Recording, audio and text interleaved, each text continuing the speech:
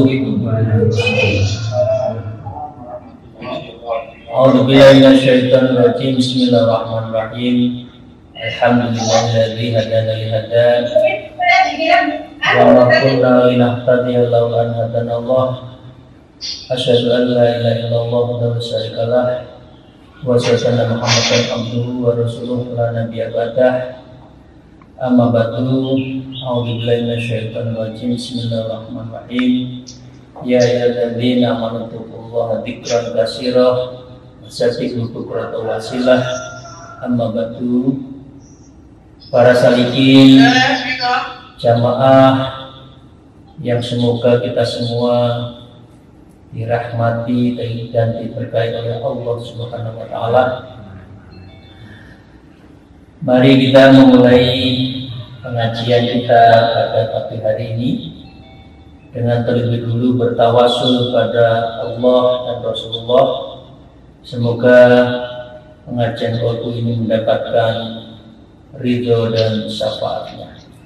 Ala diniyah wa kullina bisolihah wa ila Mustafa sallallahu alaihi wasallam wa ashabi wa salati wa dzurriyyati wa ahli baiti wa khususan Syekh Muhammad.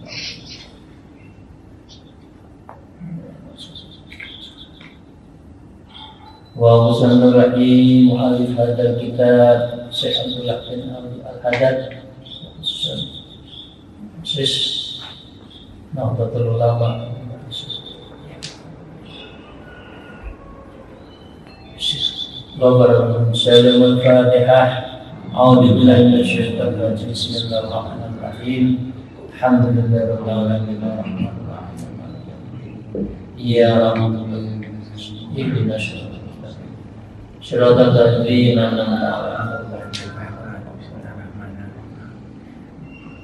Para salikin Allah, a'udzubillahi minasyaitonir rajim. Bismillahirrahmanirrahim.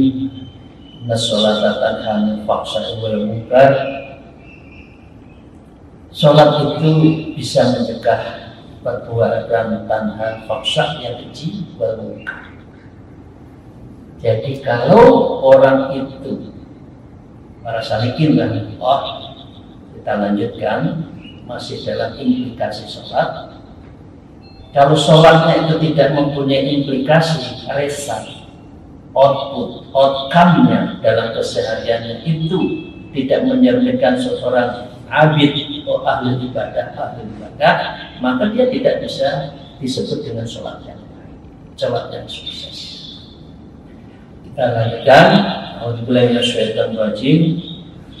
Wa'lam anna ruhu jami'ul ibadati wa maknaha innama huwal huduri ma'allahu fiha. Faman khalaq ibadatuhu anil hudur fa ibadatuhu haba'um mamsurun wa masalul ladzi la yahduru ma'allah fi ibadatihi masalul ladzi yuhdi ila malikin adimin wa sifat tan mayyitatan aw sunduqan farighun. Fama asdaruhu bil uqubati wa ramadil masubah. Para sayyidin rahimahullah wa'lam, wahai salikin, wahai kita semua yang ikut Zoom kali ini, wa'lam, ketahuilah, kalau kamu ingin menghadap, ya, kalau kamu betul-betul ingin dekat, kalau kamu betul-betul ada hubungan dengan anna ruha jami'il ibadah, ingatlah sesungguhnya ruh, ya, ruhaniyah, spiritual, batiniyah, ya, jami'il ibadah itu adalah bagian dari seluruh, ya, makna ibadah, ibadah makna. Inti ibadah itu maknanya, artinya, substansinya, hakikinya adalah kehadiran ruh kita, kehadiran jiwa kita, kehadiran spiritual kita. Maknaha.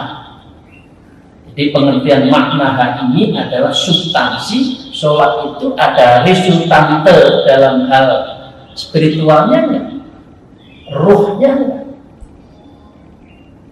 Hakikinya enggak. Jangan-jangan sholat kita umur 30, 40, 50, 60, 70 tahun tidak pernah menghadirkan sholat kita dalam arti ruhannya. Nah, dalam ini izinkan saya menambah pengertian yang mungkin Bapak Ibu sekalian belum sempat mengetahui apa ruh manusia.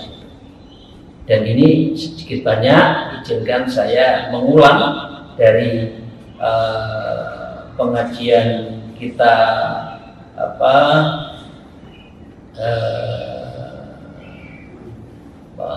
hari Selasa, bicara tentang ruh ya. Jadi para rahimahullah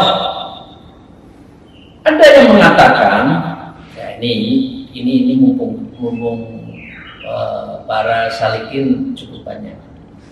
Orang bertanya, ruhaniyah itu apa? Qalbun itu apa? Nafsu itu apa? Jadi orang bisa, Imam Ghazali itu bisa menyebut nafsu dalam arti jiwa. Saat tertentu juga menyebut qalbun, saat tertentu menyebut nama ruhaniyah. Ya, disebutkan bahwa orang menyebutkan bahwa manusia itu disini termasuk alam penciptaan, ruh itu penciptaan, ya. Tetapi ruh itu adalah alamul amri. Ruh itu ya spiritual, qalbun itu adalah alamul amri. Itu adalah otoritas Allah. Karena itu di dalam Al-Quran hanya disebut wa yas'alunaka 'anir ruhi qul min amri rabbi wa ma utitu min ilmin illa qalila. Jadi ruh itu adalah wilayahnya amrun, wilayahnya yang memerintah, bukan wilayatul khalq. Itu urusan satu sisi ya.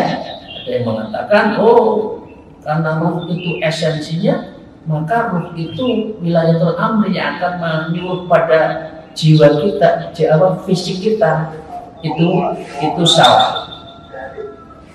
Ya. Tetapi yang jelas namanya ruh itu adalah alamul amri, wilayah Allah. Oke.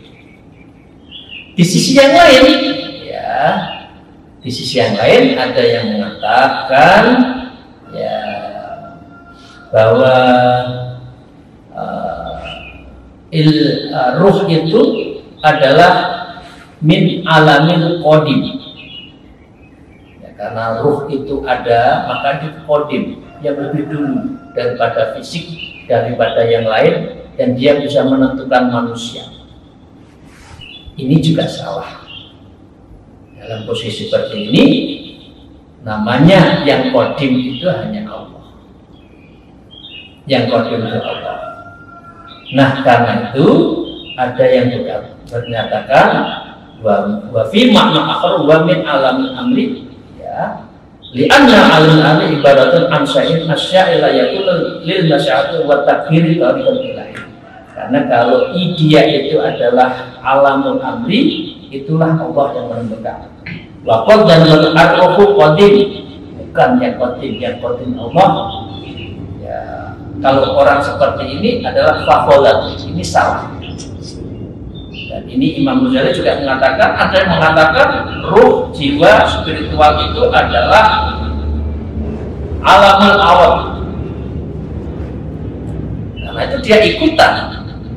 Maka ini menurut Imam Ghazali juga salah, fakholat. Nah, li'anna al-arad, karena sesungguhnya kalau ruh spiritual, jiwa, qalbun itu adalah ikutan, ternyata tidak. Karena ruh itulah yang menentukan jiwa kita, menentukan perilaku kita. Nah, dengan demikian, kalau sudah ke situ adalah dia disebutkan fadolat. Kalau orang mengatakan bahwa ruh itu adalah alam arad, alam ikutan. Ada lagi yang mengatakan, kalau itu ruh itu alam jisim. Salah juga, fadolat tuh. Karena kalau jisim itu adalah bagian-bagian tubuh kita, tangan kanan, tangan kiri, ada telinga kanan, kiri, badan, kaki, itu adalah ajzam. Jadi disebutkan tadi kalau sholat itu Allah tidak melihat ajzam, Allah tidak melihat jisim kita, tetapi Allah melihat ruh dan syara'ir yang paling dalam dan qalbun. Nah, pengertian qalbun di sini disebutkan adalah farruhu wa aslu ibnu Adam.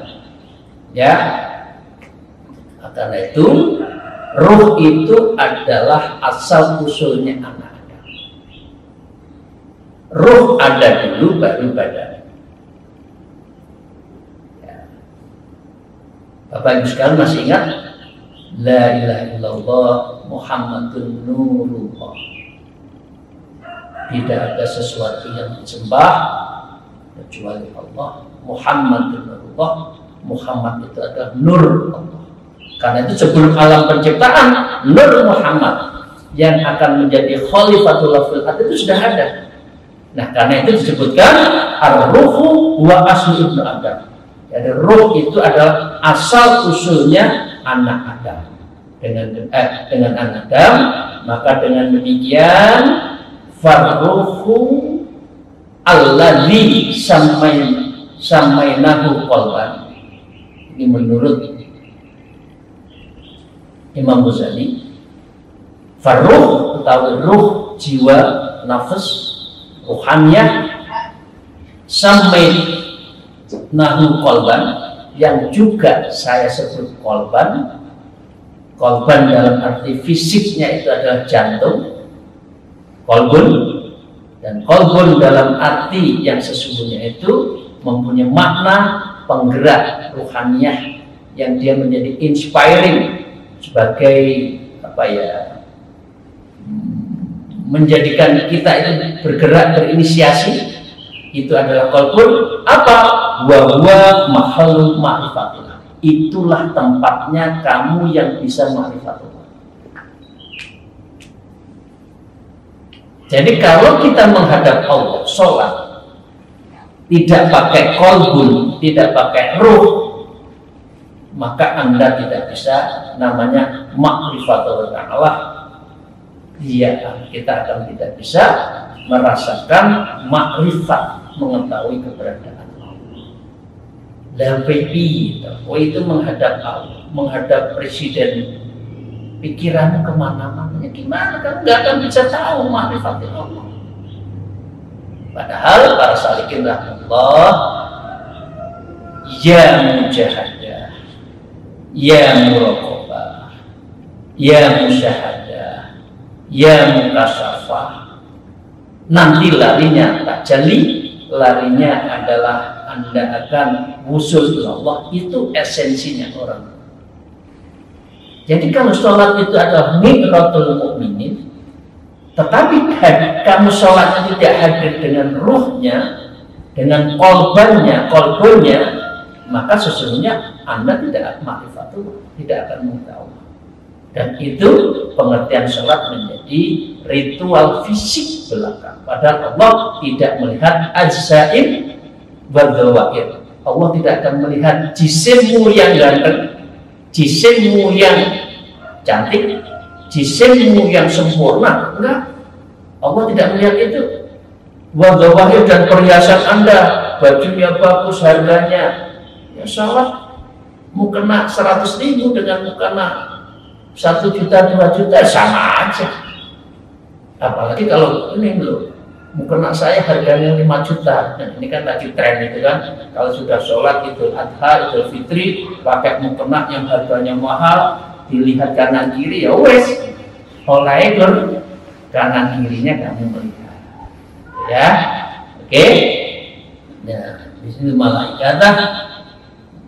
Dengan demikian, ruh itu laisa bijismin wala aradin, ya, wala qadim, walakin bahwa min jinsil malaikah. Karena itu ruh itu ruh itu laisa jismin, bukan masalah jisim, bukan aradin yang ikutan, bukan juga qadim. Qadim itu punya Allah, tetapi ruh itu adalah min jinsil malaikat, itu adalah bagian dari jenis substansi dari malaikat. Malaikat dari nur. Karena itu Bapak Ibu sekalian, seringkali kita sebut hati nurani, ruhaniah, lawannya batiniah. Dengan demikian kita sudah bisa memahami apa pengertian ruh, spiritual, jiwa, qalbun, dan ini yang terpenting di dalam diri manusia, karena sesungguhnya itulah yang akan menyetir manusia. Nah, karena itu sedikit di dalam Thariqah Naqsyabandi yang terpenting di antara yang penting-penting yang lainnya, yang perlu ditazkiyatun nafs wa tasfiyatul qulub, itu adalah latifatul qalbi, yaitu melembutkan kolbunnya itu. Dan karena itu zikirnya latifatul qalbi itu lebih banyak daripada zikir latifatul ruh, latifatul sir, latifatul khofi, latifatul akhfa, latifatul natikoh, wa latifatul jamil badan. Ini memang berat, Bu. Bapak, sholat itu berat. Subuh enaknya tidur, harus bangun. Orang Solo jam 3, setengah 3 sudah bangun. Berat. Tapi apa artinya dunia? Dunia akan kita tinggal kok. Nggak akan kita bawa mati loh. Ini anehnya. Yang pasti dua, mati dan akhirat. Tetapi yang pasti ditinggalkan, yang tidak pasti dikejar-kejar. Ya Allah, ya Rabbi. Ya wis lah. Orang lek keluwen. Enggak kalau kelaparan di dunia ini. Apalagi ini intelektual semua.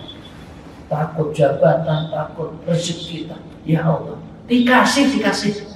Burung saja bisa hidup kok kemana hari ini, besok terbang, nanti pulang kenyang lagi, masih punya anak, dicarikan rezeki dapat. Kita itu punya otak sebagai khalifatul fil ard, takut urusan dunia, dan dunia itu pasti ditinggalkan dan meninggalkan kita. Anehnya manusia itu mengejar-ngejar terus. Nah, saya jawab memang berat untuk menjadi orang yang khusyuk, khudur dalam sholat, dan latihan untuk ikut suluk thariqah itu berat. Karena masalah setan itu memang gandoli manusia. Kok yang pola kok itu deket-deket. Dunia itu enak, sate itu enak, ya, konro itu enak. Nah, itu kalau sana ya. Nah, makanan-makanan yang lain itu enak. Wis to, salate kowe sik golek panganan sik. Setannya mulai tergoda. Oke, para sahabat Allah. Selanjutnya kita lanjutkan. Ya, anna ruh jamil ibadah maknanya innama huwal huduru ma'allah fihi. Kalau orang itu sholatnya itu birruh, dengan ruh, ya, maka dengan demikian innama huwal huzur, sholat seperti ini adalah huzur ma'allahi fiha, dan sholatnya itu bersama Allah fiha, di dalam sholat itu. Bahwa ainama kuntum, bahwa ma'akum ainama, Allah itu bersama kita. Tapi kalau sholatnya lari-lari, yaitu Allah tadi sebutkan, Allah itu adalah a'wadul ta'am, Allah juga akan membelakangi Anda. Faman khalat ibadahu anil hudur, maka apabila ibadahnya itu anil hudur, kosong, ya, fa'ibadatu wal maksud, maka sesungguhnya ibadahnya itu seperti berterbangannya debu. Ya, jadi loh, ada debu sampean dan kita semua tiup, lari, nggak ada makna. bersolat sholat ada sesuatu yang bukan hak kita ambil. Korupsi masih merajalela, KKN di mana-mana. Karena apa? Sholatnya itu tidak boleh. Innama huwa qudul ma'allah fiha. Kalau itu pakai jiwa, ada sentuhan rohani. Kalau enggak ya wa'atullah, Allah juga akan melengos. Coba Bapak Ibu sekalian, kira-kira kita itu takut enggak datang ke presiden, kita melengos ya 1-2 kali saja, terus Allah melengosnya, ya pulang saya masih dekat lain, pulang. Ya itu pasti kalau orang punya perasaan pasti malu. Ya, sholat seperti ini juga. Kalau kita melengos, kita membelakangi waro'ah minallah dari Allah itu, maka Allah juga membelakangi. Ya, faman sholat ibadatu anil hudur, ketika sholatnya itu tidak hadir dan kosong hampa, ibadatuhu aba'un mansurun, hal ini seperti hanya debu yang berubah. Wa matalul ladzi la ya'muru Allah, maka kalau orang dimisalkan alladzi, orang yang sholat itu layak dirumah, yang sholatnya itu tidak hadir Allah fi ibadah dalam ibadah-ibadahnya, matalul ladzi yuhdi ila malikin alim wa sifatan mayyitah. Maka ini disyaratkan orang yang sholat seperti ini adalah orang yang menghadap Allah, yuhdi ila malikin, kepada Allah adimin yang maha besar, wa sifatan mayyitan, seperti Anda menghadiahkan, maaf ini istilahnya itu dayang-dayang yang mati. Ini Syekh Abdullah Al-Haddad itu keras juga dalam menyindir. Anda bawa dayang-dayang orang cantik tapi mayit, dipersembahkan pada Allah, dipersembahkan pada camat, pada bupati pada gubernur pada presiden, katakan ya seperti itu, membawa dayang-dayang yang cantiknya bukan main, tapi itu adalah mayyitan, tetapi itu adalah mayit yang tidak bernyawa. Ya, kira-kira rasanya dia ya kalau kayak monopi. Bagaimana perasaan presidennya, gubernurnya, ya, bupatinya diberi hadiah mayit yang tidak ada artinya, yang kita semua sehari, 2 hari, 3 hari takut. Nah ini loh, ibaratnya ini Syekh Abdullah Al-Haddad Al-Awi itu cukup keras. Ya, au sundukun farihun, atau sebuah kotak dihias bagus, pakaiannya bagus, kopiahnya bagus, mukenanya bagus, semuanya bagus. As-sunduk seperti hanya kotak. Ya, kotaknya itu apa? Kotaknya adalah farihun, kotaknya itu kosong. Gusti Allah dihapusi, Gusti Allah dibohongi, Gusti Allah dibelakangi, Gusti Allah dikelabui, Allah Subhanahu wa Ta'ala direkayasa. Ya Allah, ini loh ada kotak.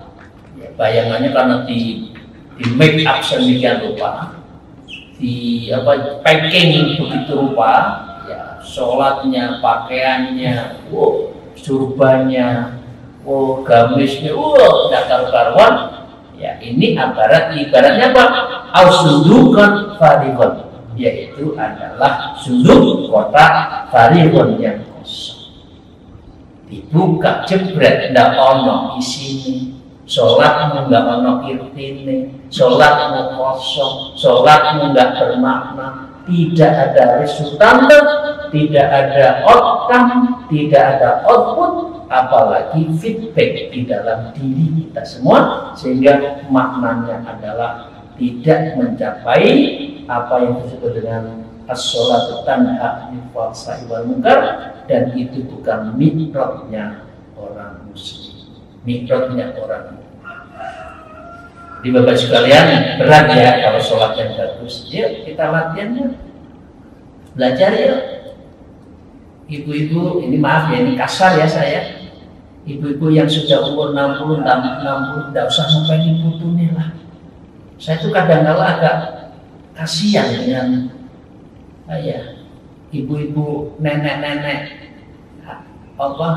nini-nini, omah ya, mbah putri, wis umur 25, wis dikasih bonus, dikei mainan putune, ngopeni, dulan dan sebagainya, sehingga 65 yang mestinya menghadap Allah nggak ada undang. Ini anaknya itu menurut saya tidak arif, ngasih pekerjaan mbahnya untuk lari dan jauh dari Allah itu tidak arif. Lalu sudah 5, sudah 3, wis oleh bonus ya, kok masih disibukkan dengan urusan dunia? Ya, kalau sudah 65 pikir yang banyak, syukur-syukur sudah mau ikut suluh, ikut toreko, full hidupnya itu menghadap pada Allah, begitu. Bukan ngomong, kadang-kadang ibu bapak itu, piye sih pak itu, umur sudah 16 saya ikut masak nek dapur, ngopeni putune, bapak ibunya ngelencer ngalor itu. Ya Allah ya Rabbi, la haula wala quwata illa billah. Mbok diberi kesempatan orang tuanya itu untuk ibadah, untuk suluk, mempersiapkan diri kepada Allah Subhanahu wa taala. Ini saya, ya moga-moga saya nanti tidak begitu. Tapi setahu saya baik dari saya maupun istri saya tidak memberatkan anak-anak saya. Ketemu biar seneng aja, beliau sebentar, tapi jangan ini loh, Mbak, aku titip ini, sakuman aku pelumut kopenamu, bendino kon kopeni, malah ibu bapak sak omah, tapi kon ngopeni anak, kon ngopeni putu, ya jauh lah ya, kasihan. Orang tua kita, kapan kita kasih kesempatan fasilitas untuk suluk, fasilitas untuk zikir pada Allah, zikron kasiro, ya, ala bidzikrillah tatma'innul qulub, sehingga hidupnya itu tenang, mutmainah, dan itu siap-siap menghadap pada Allah. Ya, saya lanjutkan. Fama ajruhu bil uqubati wa hurmanil masubah. Fama, maka hal seperti itu ya, ad-daruhu, orang seperti ini baginya itu ya, bil uqubati wa hurmanil masubah, orang ini akan mendapatkan, menerima hukuman ya, wa hiraman, dan dia itu diharamkan oleh Allah, masubatin, dari mendapatkan ganjaran, dari pahala. Satu sisi sudah aqradallah, Allah melingos pada orang yang sholatnya seperti ini, dan yang kedua adalah watadu'an babillah, orang itu akan ditutup rahmatnya dari Allah, pintu mahabbahnya kepada Allah, pintu ma'unahnya dari Allah. Maka yang terakhir wa khiromanil maksubatin, dan orang ini akan firomani, diharamkan mendapatkan pahala dari yang dia lakukan. Wassalamualaikum jamaah zumin wal zumiyah, semoga kita selalu mempunyai iktikad, niat, dan kita berdoa setiap saat untuk mendapatkan fatahat, dibukakan hidayah untuk kita, dan kita mulai belajar untuk menghadap pada Allah itu sebaik-baiknya. Ini penting, karena itu mengapa saya selalu mengingatkan Islam itu akidah syariat tasawuf. Syariat saja tidak cukup. Ya, karena itu langkahnya syariat, thariqat, ma'rifat, hakikat. Jadi jangan punya pikiran kalau sudah syariat saja sudah cukup, boten. Karena syariat itu adalah rambu-rambu saja. Halal, haram, makruh, mubah, ya, wajib kifayah. Tetapi bagaimana orang itu sibuk mendekatkan diri pada Allah, ya, itu adalah bagian dari esensi ketika dia itu tahallul. Tahallul itu adalah proses seseorang yang menyibukkan diri untuk mengisi hidupnya itu beribadah kepada Allah. Dan yang ketiga, kalau sudah tahallul, insya Allah pada saatnya adalah tajalli. Tajallinya manusia, menyatunya diri manusia kepada Allah itu di dalam sholat. Jadi jangan lari sana, lari sini, lari ke sana, ke sini, pikiran sana, pikiran ini. Fisiknya tidak hadir, gerak sana, gerak sini, ya. Kemudian apalagi yang undurnya itu adalah di dalam hatinya. Maka berarti Anda adalah tidak bisa hudur ma'allah fiha, berarti Anda tidak bersama Allah, hadir bersama Allah di dalam sholat-sholat kita. Demikian para salikin rahmatullah, ini masih mengenai bab sholat yang intinya adalah bagian dari kita berjumpa, mahabbah, musyahadah, menyaksikan kehadiran dan kebersamaan kita. Semoga Allah Subhanahu wa Ta'ala senantiasa memberikan hidayah, ma'unah dan keberkahan hidup kita, sehingga apapun yang kita jalani ini mendapatkan ridha Allah. Demikian, terima kasih. Akhirul kalam, alhamdulillah, wallahu muwaffiq illa aqwamit thariq. Wassalamualaikum warahmatullahi wabarakatuh.